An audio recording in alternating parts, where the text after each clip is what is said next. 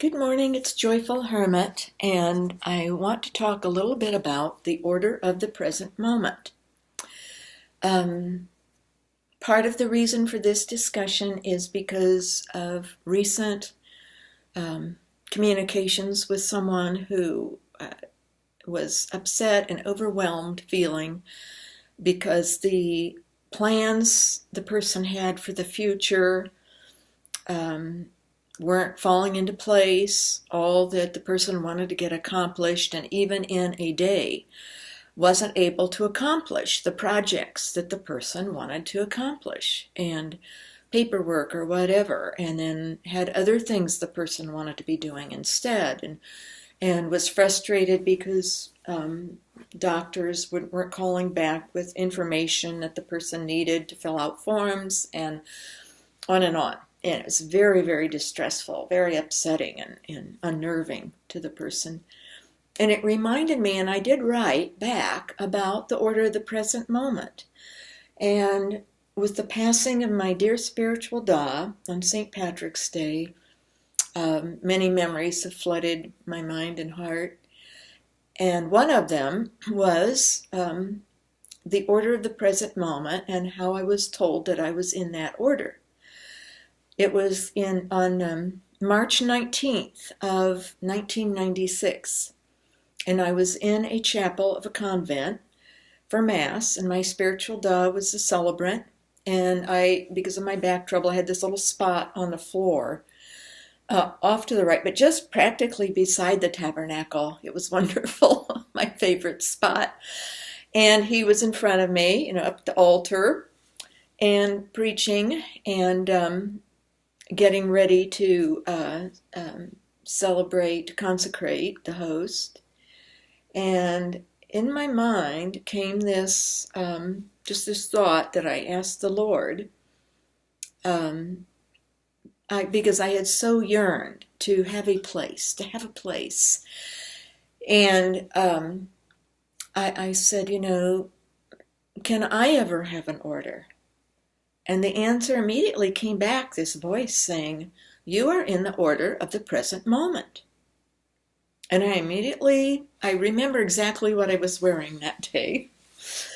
These things just stick with you, vivid, and with clarity. And I said, well, what's the habit I should be wearing in that order?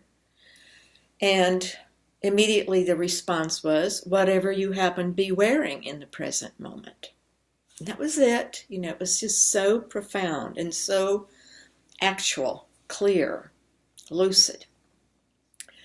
So, and I was really, uplifted in a different aspect because I knew that was my order, the order of the present moment. And of course, it was a feast of St. Joseph, Solemnity of St. Joseph, and I went home. My son was at school, my daughter's off to college, and was busying about the day, doing whatever, and doing some spiritual reading and various other things. And so toward evening, as I was preparing dinner, and my son had gotten home, was working on his homework, the thought came to me, well, most orders have like a patron. St. Francis de Sales or Teresa of Avila, or, etc. So St. Bernard of Clairvaux. So I said, well, who's the patron of the order of the present moment? It's all in thought flashes in my head, communicating with the Holy Spirit.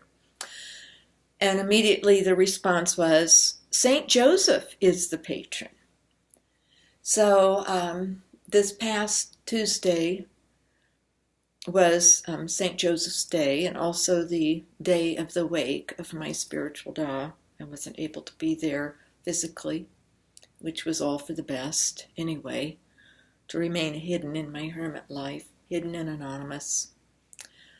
But I was there in spirit, and I remembered all this, and I also thought what a marvelous day for his wake, the order of the present moment day. And anyway, I just want to explain that we really should not be frustrated or overwhelmed we can make our little plans for our duties that we have. Like today, I'm hoping and planning to start accumulating all my receipts and information to get my tax papers ready. It's past due time, and it's going to be extra difficult this year from having moved. I have lots of like 5.5 years of receipts and some research to do on expenses in my previous hermitage. But these are our temporal duties. Hermits have to be responsible for that. But already this morning, in what I had thought might happen, because I had an appointment with a lead priest in the new parish where I'm registered, and a totally unexpected response from him that has sort of thrown me off. As far as he was very accepting and understanding and wanted to definitely do opposite with me as to what the associate priest had recommended by having someone bring communion to my hermitage and me not be at Mass because of a mystical state or ecstasy that goes on during Mass. But anyway, I'll do what this lead priest asks, although I'm suspecting it might not happen. I'm thinking, because I'll be in another room where the Eucharist is not during Mass. So at least he says, well, we'll find out, what are the elements of this ecstasy or trance, altered state, Yet I'm concerned if it does occur. And also, I keep praying that it would be taken away. It's been over 10 years, but this priest said, well, Teresa of Avila had it for years and years. It wasn't till much, much later, near her death, that it went away. So, but I was totally taken back. That was not in my plans for what he would say. I thought it would be a quick, yes, we'll do that. He didn't particularly like that it had been used as my back as the reason, because that wasn't really the truth. But anyway, I'll be obedient. Sometimes people ask with the 3 evangelical counsels of a hermit, who are you obedient to? Well, God, most of all, your spiritual father, which now mine is over in Nigeria and will be difficult to be in contact because their internet is sketchy at times, but also obedient to the parish priest. So we'll see how that goes, but it's already thrown off. Sometimes the order of the present moment means being very present to his real presence within ourselves and not allowing ourselves to be thrown off, such as I was rattled for a while here this morning. And really, don't have even my spiritual dad to write to, even though it's hard for him to write back.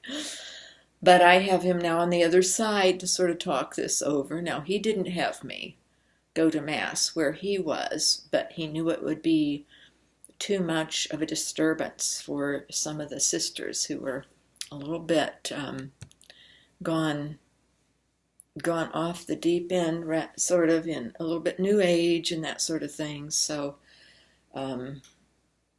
I wasn't their cup of tea. I tend to be straight as an arrow kind of person, and very traditional and orthodox with the church, despite the altered plans that this ecstasy has caused, or the different situations that it has caused. So we have to flow in the order of the present moment, and yes, make a general outline. The Lord knows. Say, Lord, I need to get these tax papers done, or cook the meals, or pick up the kids, or fill out all this paperwork for a husband's disability or something. But we should never be set in the temporal, or set, because the order of the present moment is a spiritual order, and it's one in which we all are in. And there's no need to be wearing any special habit in the order of the present moment. Wear what you have. And trust in St. Joseph also. He's the patron of this order. And he certainly, of anyone, had to go with the flow. He had his ideas of marrying the Virgin Mary, had no idea what the Holy Spirit was doing until he had a dream. He was readying to file, to quietly divorce her, to spare her from the horrible treatment she would get, when he had a dream telling him, no, don't do that. Take her into your home. She is with child by the power of the Holy Spirit. So not only did he have to have incredible faith and trust and innate discernment of his dream in order to act on it, but he had to really, in the temporal realm, go with the order of the present moment. Not what he had in mind or what the rest of the world, the temporal world, thought was right or proper. Anyway, consider these things, all you members of the Order of the Present Moment. Thank you, St. Joseph, for your guidance and mentorship as we make our way through our days and our nights here on earth. God bless his real presence in you.